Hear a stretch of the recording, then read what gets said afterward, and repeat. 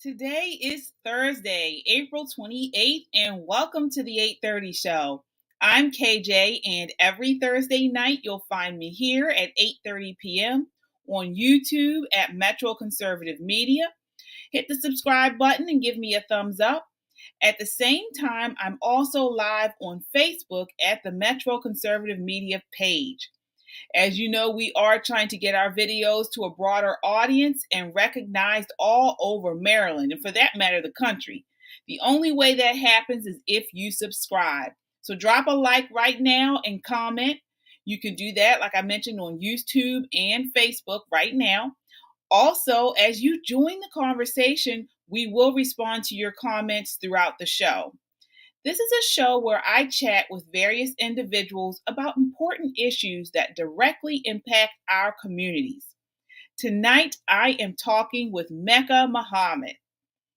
Mecca is a candidate for state delegate in Maryland's 46th district. So tonight we will be discussing a host of things, but specifically BLM and crime in Baltimore City. How are you doing tonight, Mecca? I'm good. What about you? Good. I'm good. Thank you. I'm excited to have you on. So thank you for joining me. You're very welcome. All right. So I start each show with a random question and answer segment so the audience can get to know you a little bit better in a fun way. So it's a rapid fire round of questions. So basically you answer as quickly as you can with the first thing that comes to your mind. All right. You ready? Yes. Okay. So first, what are you most known for amongst your friends? My quirkiness. You what? My quirkiness. Oh, I have a sarcastic, quirky sense of humor. Okay. All right, next one. Which one of these? Westport or Cherry Hill? Westport. Okay. So what quality do you value most in your friends? Honesty and, well, actually two qualities, honesty and integrity. Okay, all right. So in 3 words or less, what is the number one issue facing Baltimore today? Crime. Okay, all right. Next, biggest misconception about Islam? We're terrorists. Okay. And homeschool or public school? I would prefer homeschool. Okay. And then lastly, if you could meet anyone past or present, who would it be? And who would it be? Most people that know me know what I'm getting ready to say. Malcolm X. Okay. I thought you would say that too. Okay. All right. So in the beginning, I did mention you are running for office. You are running for state delegate for the 46th district. Yes, ma'am. So, well, before we go into why you're running, what neighborhoods is the 46th district? From everywhere from Westport, Okay.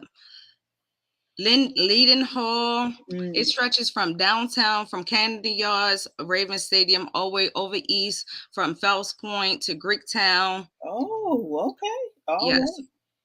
All right. And so why are you running? Why now?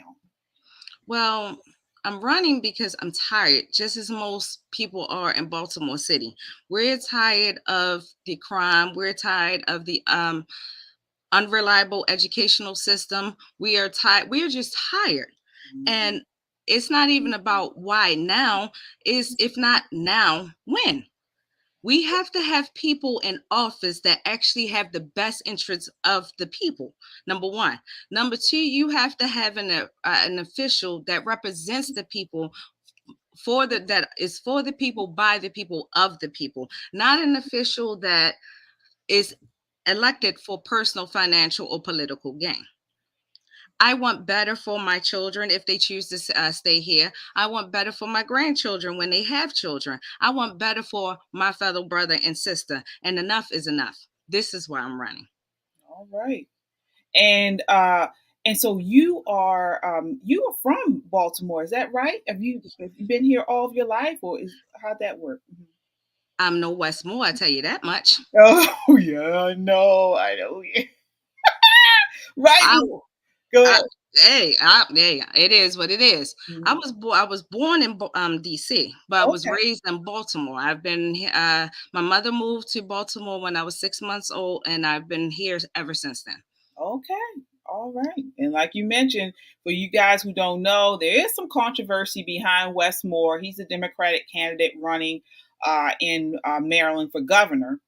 And there's been some controversy around his miscommunication of exactly his affiliation with Baltimore. He has a book out entitled "The Other West Moore," and he said, in the book, he's kind of implied that he's from Baltimore, and it turns out that he's actually not. So, big misconception. What are your thoughts on that? Why would he do that? What do you think about that? Well, number one, you can't rep Baltimore if you're not from Bmore. Simple Mhm. as that. Right. You can't misrepresent. Number one, first and foremost. How I feel about it is, as a lot of politicians tend to do, or people that are seeking elected office, they want to use a rags to riches story or a sympathetic story or be something that they are not. You weren't in the streets, you didn't sell drugs, you didn't kill people, but because I'm from a city that has a high crime problem, an inadequate school system, impoverished community, then that makes me sound good. So makes my story sound my success story sound really wonderful, and it makes people want to vote for me and buy my book. Hmm. Yeah. So it's for selfish gain or his own self-interest. Hmm. Hmm. And It's just like kind you of said in the beginning of the conversation, this is what we had with these politicians. They're not running for us, for the community. They're running for their own self interest. that's it. Yeah, you're right. And another thing I generally will talk about before we get into the crime is you are a Republican. Can you talk about your Republican journey? Have you always been a Republican, or when did you become conservative? Well, let's see. I was raised up as a Democrat. Mhm. Why? Because my mom was a Democrat, and my grandmother was a Democrat, and my great grandmother was a Democrat before her. So as usual, you are what your parents are, and you don't know any better because you assume that your parents are teaching you the correct way. So you're going to naturally follow that way. But my mother, my grandmother, and my aunt always told me to seek knowledge, always research, always ask questions, always find out why things are the way they are. And after living in Baltimore all the way up until my 20s and seeing how my city is slowly deteriorating and hearing the sad stories from my father and my grandfather, how they remember how Baltimore was when they were my age and how it has declined so badly, I said, I can't do this. I cannot sit and be a Democrat knowing that the leadership in Baltimore City has been run under Democrats for the past 50 to 70 years, and yet and still they allowed the city to decline. How can I be part of any group that does harm to anybody or oppresses a group of people? Mhm. That's right. That's right. So I started doing my research about the Republican Party because all I'm hearing is the Republican Party is about old white rich people that are racist. They don't like Muslims. They hate black people. They don't like Hispanic people, Asians. They're only about themselves. They don't care about the people. Now I know that's not completely true. Mhm. There may be some people in there that fit that narrative, but the party as a whole, no. So once I did my research and I found out that African Americans were Republican before the New Deal, I also found out that the Republican Party were the go-getters or the driving force behind Indian slavery. I Mm. said, this is something that I can sink my teeth into. Okay. And also, not to mention the values, family, faith, and freedom, which is the platform that I'm running on. All right. And I want to take some questions here. We have let's see, Ian Smith. He says, I wonder what Louis Farrakhan thinks about this Republican Muslim lady. So what do you say to that? What's your response? I think Brother Farrakhan will have a fit about me being a Republican because he thinks that the white man is the devil. and that they're all racist. And that's not a part of Islam that you should be portraying, because Islam is about brotherhood for the most part, and we accept all races, colors, and creeds. Mm-hmm. All right. And a lot of people don't realize, because there is a difference between Nation of Islam and Sunni. Is that right? And so, Yes, are you? Which one do you practice? authentic Islam, Ah, okay, okay, all to the right, best of my ability, because okay. none of us are perfect. That's right. That's right. All right. Well, I want to get into the bulk of our conversation, which is crime in Baltimore. So, analysts are predicting 2022 could prove to be the deadliest in Baltimore's history. According to Fox 45, after studying a decade of crime patterns, Sean Kennedy with the Maryland Public Policy Institute says the city is on track to see more than 375 homicides this year. That would make that would make Baltimore have, since 1993, this was the highest since 1993. The fact, and he all goes on to say, the fact that we're ahead of schedule effectively means we're going to have a bloody summer. So, what are your thoughts on this? As far as the mayor, he came out with this whole Safe Streets program. What are your thoughts on the way the direction that we're going as far as solutions for this crime? Well, first, I have to say, sadly, I agree with Sean Kennedy. With that, 108, 109 murders, that's give or take the ones that haven't even been announced yet on the news or documented by the Baltimore Police Department. I have to seriously agree, because just here in South Baltimore, in the Mount Winans, Westport, Curtis Bay, Brooklyn, Cherry Hill area, in the last maybe 2 months, we've had at least 10 murders down here. Mm. And countless shootings. Yeah. Yeah, and another thing, that we were going to mention, talk about, the Black Lives Matter organization. So we know all through 2020, several years ago, you had Black Lives Matter organizations marching through the streets, um, all over the place. Now, news organizations reached out to Black Lives Matter after this surge in crime, not just here in Baltimore, but just major cities all over the country.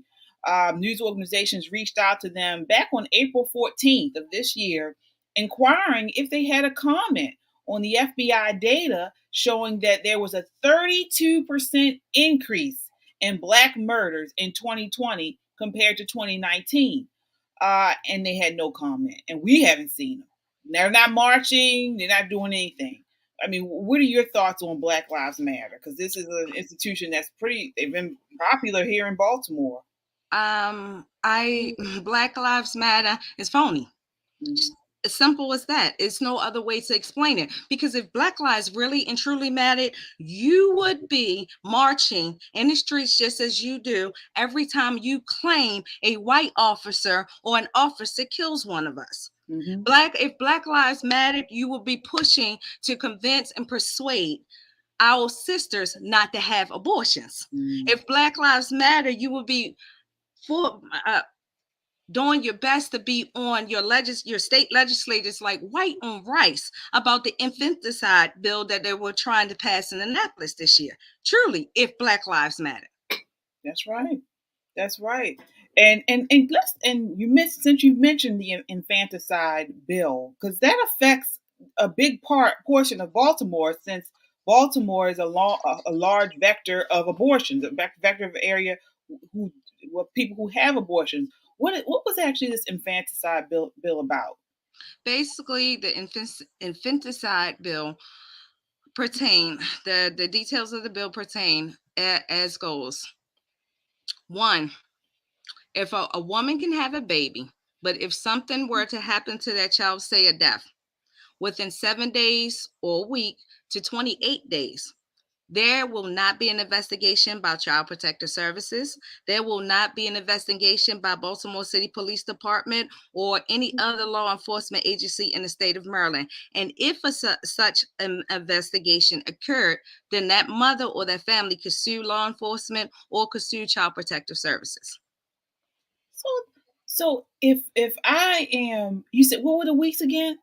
A week to 28 days or a week to a month. A week until a month old Yes, in the womb? after the baby is born. Oh, oh. So if I have a baby Yes.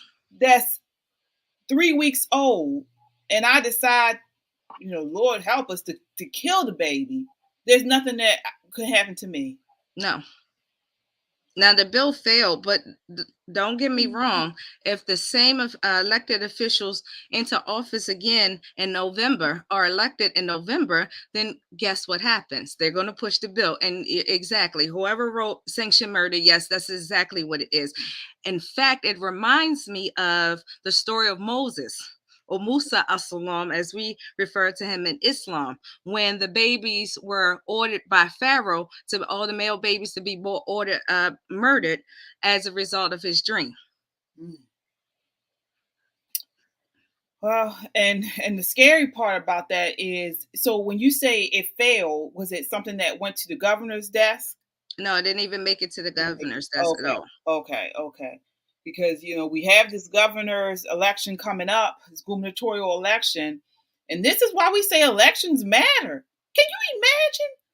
You have who would even want that? I don't even see what would be the point? Because the faith has been removed. The moral values have been removed from society. And this is why, like I said, my platform is faith, family, and freedom, because faith, family, and freedom are the foundations of society. And without faith, where are your morals guided? Your faith guides your moral values. Your faith, or what, even if you don't have a faith, the belief in a higher power guides your moral values and guides your conscience. And anybody with a conscience couldn't possibly, or practice at least halfway attempts practice that, whatever faith they are, could not pass a bill like this if you had any God consciousness in you. Because how could you approve or even write a bill that portrays to kill an innocent newborn child?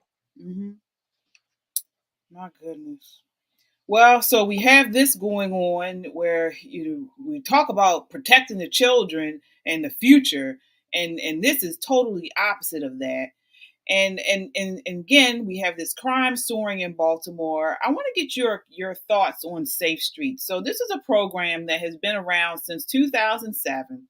Now Baltimore is leaning into it as an alternative to policing violent criminals.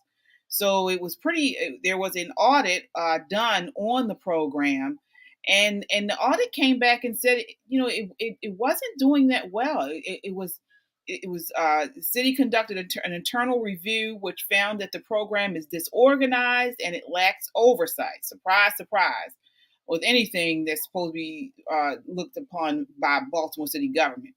It also found that the program's workers who regularly go out into high conflict situations unarmed don't have adequate training to handle the dangerous situations they face. A majority of Safe Street workers said they themselves have been victims of gun violence. And we've seen this. I think at least 2 Safe Street workers were murdered within the past year or two. Right, 3 workers, it's actually 3. 3 were killed within 18 months, including one in January. Right. So, of course, now Mayor Scott announced an additional $10 million for the program. He insisted, we know that it works, but they haven't had the support they needed. So what do you feel about that? Do you agree with that comment, or what do you think? The first question I would like to know, what does he mean by support? This program has been in effect for 7 years. They've had plenty of time to work the kinks out of this program in the first place. Don't get me wrong. Programs like Safe Streets and Ceasefire and 300 organizations like Safe Streets, Ceasefire, and 300 men, I approve with them. I applaud them, because if you save even one life, that's like saving the life of all and everybody in the whole world, according to Islam. But the problem is how the procedure and the setup and the model is. However, Safe Streets is being run, it's not very effective because we're in the 8th year in a row of almost 300 murders. We're going to see 300 murders. I'm not for sure 375, but we're going to push 300 murders. So what you need to do is reconstruct safe streets, set it up as a business, and set it up basically in a way where you have to, like the election, you have a certain period of time where you have an evaluation. You do the work, we evaluate. You either add funding or you remove funding. Number one, you work with other programs like the police department, organizations like the police department, and you patrol one officer, one person from state streets. Then you also those that have not done their job over the last few years, they have to go from Safe Street. Don't get me wrong, I'm applauding the program, but they have to do better. They have to get better organization, and they have to run it as a business, a CEO, a commission, or the trustee board, and the soldiers at the bottom that are on the street, and then you have the lieutenants, and then you have the captains over top of it. Okay. Yeah, that's an idea. I mean, I actually know some people who were working. I don't know if they're still working, but they were working for Safe Street.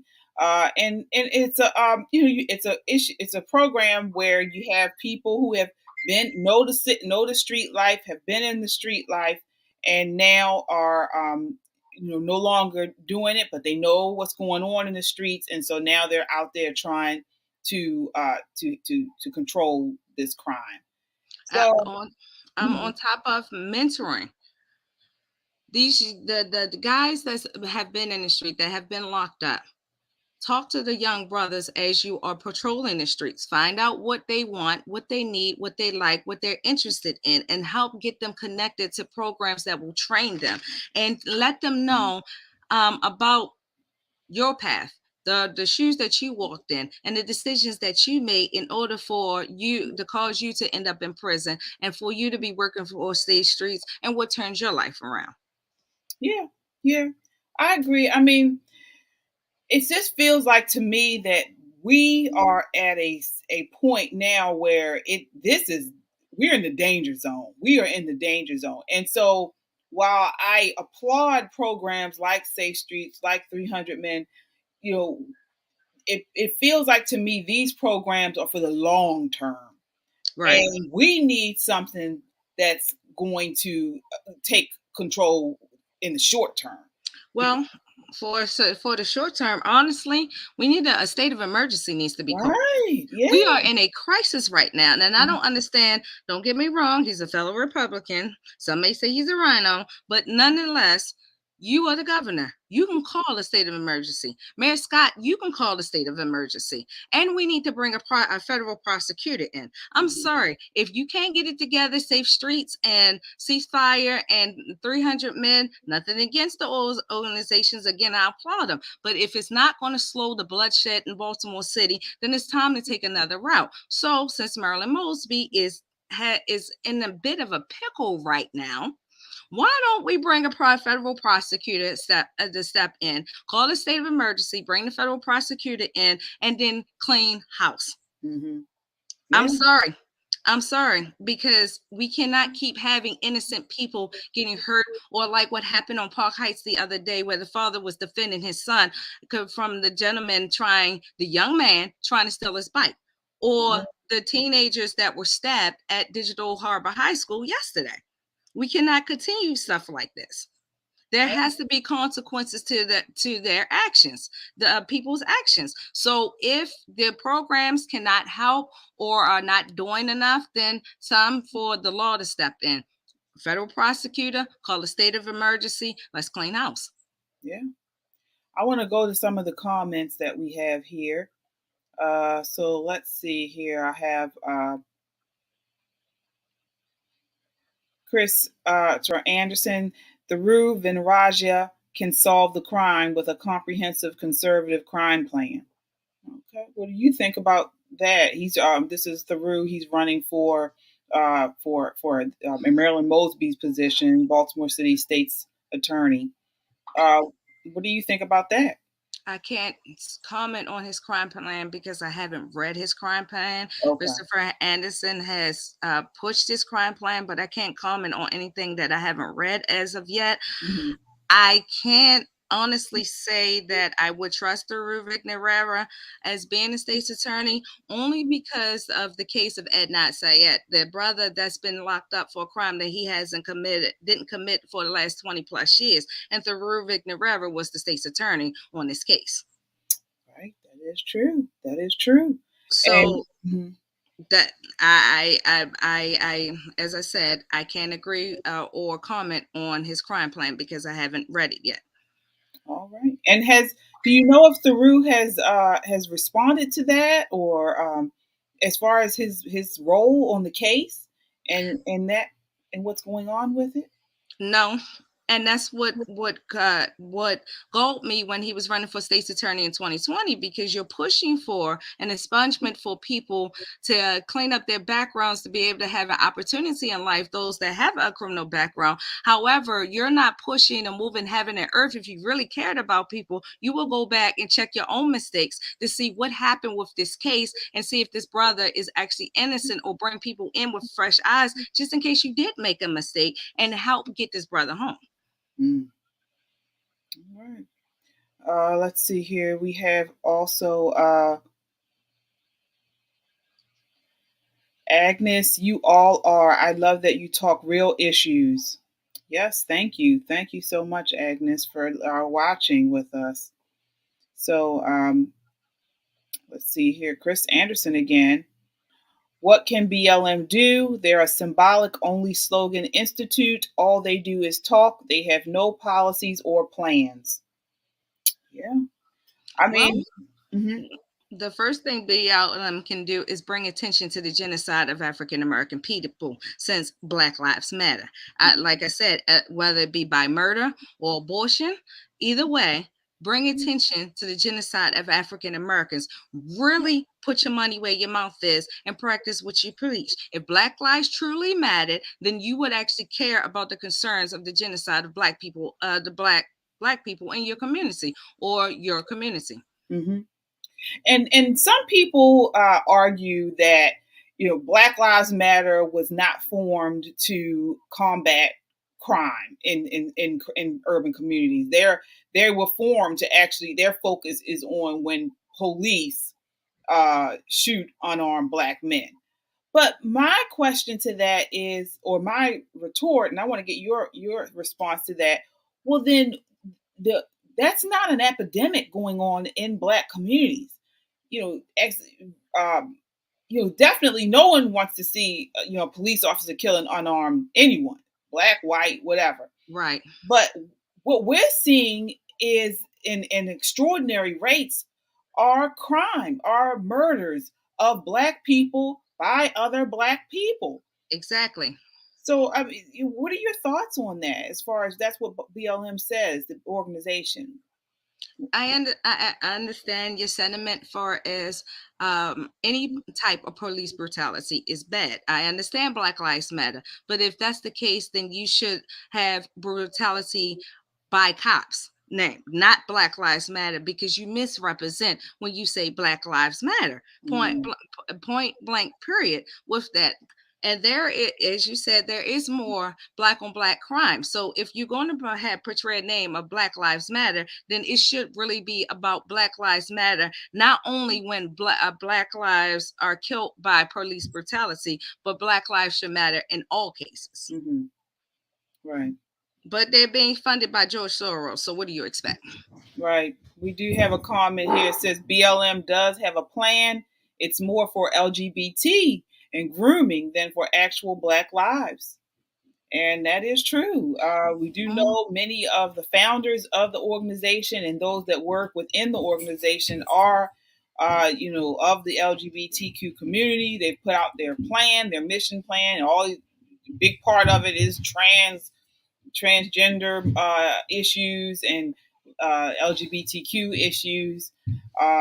Doesn't seem like they really advocate for men, Black men in homes, male figures in the homes. What are your thoughts on that?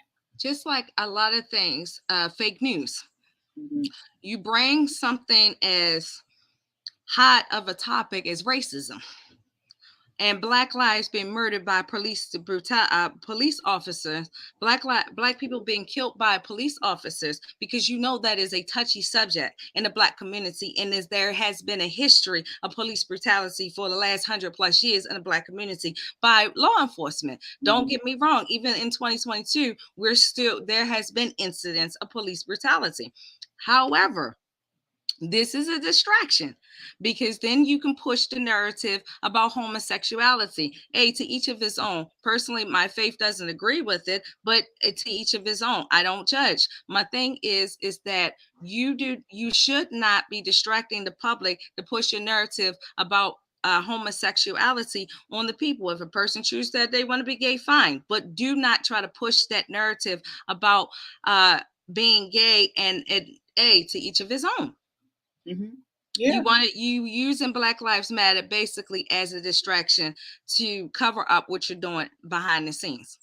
Right. And one thing I want to mention, since you did mention the LGBTQ, because right now, Christianity takes a large hit for if people say that they are, that's against biblical principles or biblical values. A lot, Christians say that, and they really take a large hit. But you don't hear as much about it in the other religions, like Islam. Islam is also forbids same sex. Is that right?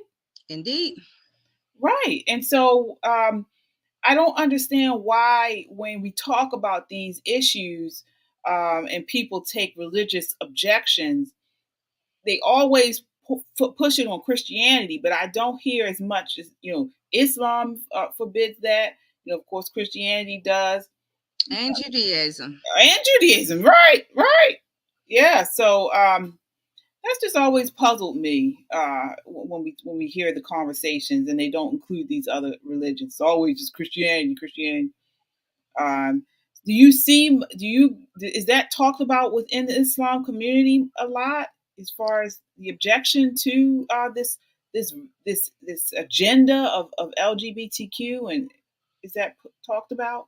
Yes. Well, I have many conversations at work about it, and again, to each of his own. You have to answer before whoever you call God. We call him Allah, but you have to answer for that when you stand before him for judgment day. But Islam strictly forbids homosexuality, binary, whatever, all these other names that they're giving the homosexual community. It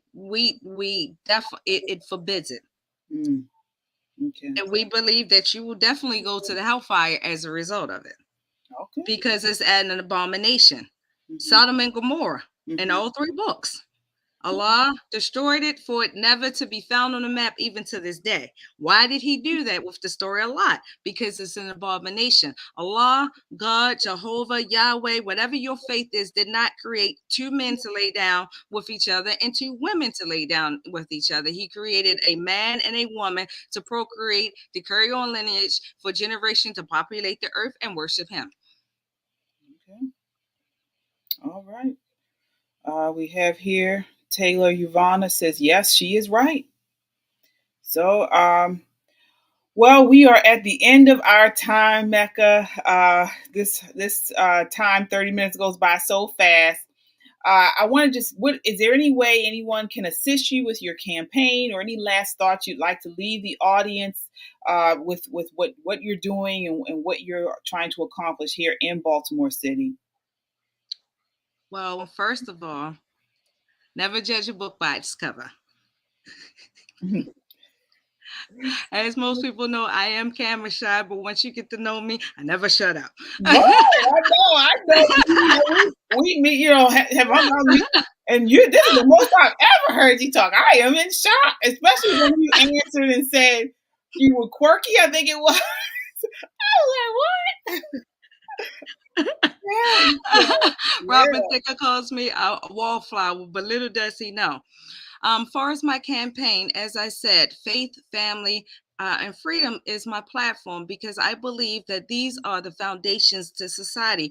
Without faith, how are your moral values are going to be guided? Without family, family is the cornerstone to society. With a strong family unit, mother, father, children, then you have good, strong neighborhoods, good, strong cities, strong states, strong countries, and ultimately strong societies. But ultimately, without freedom, how are you going to be able to practice your faith and raise your family the way to the best interest of your ability and for their own best interest without having someone putting their foot on your neck?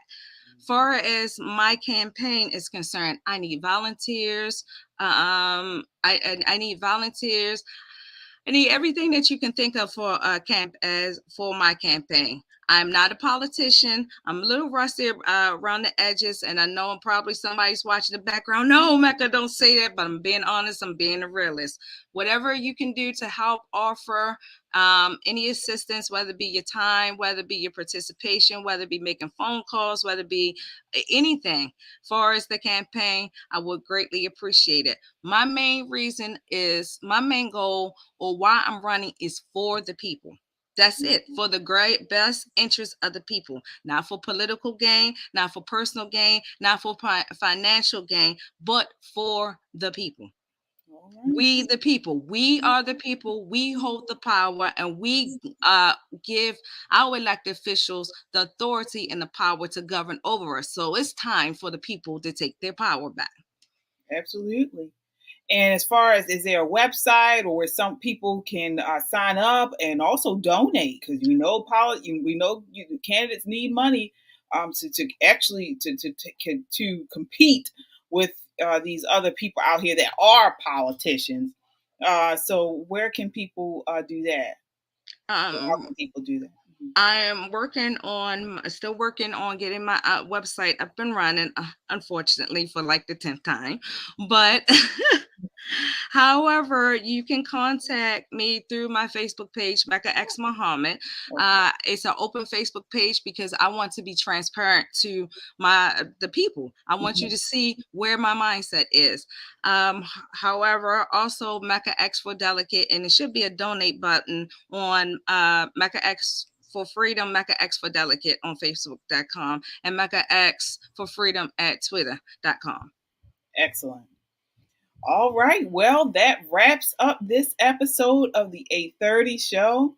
Thank you so much for joining me, Mecca. We definitely have to have you back on before the campaign season ends. And also just to talk about other issues that are affecting Baltimore. So again, we are all over social media under Metro Conservative Media. Like, share, and leave a comment, and follow us on Facebook, YouTube, Instagram, and Twitter. Also, check us out on the web at www.metroconservativemedia.com. We'd love to get your feedback. I hope to connect with you again next Thursday at the same time. Wishing you warm days and starry nights. Good night. Good night.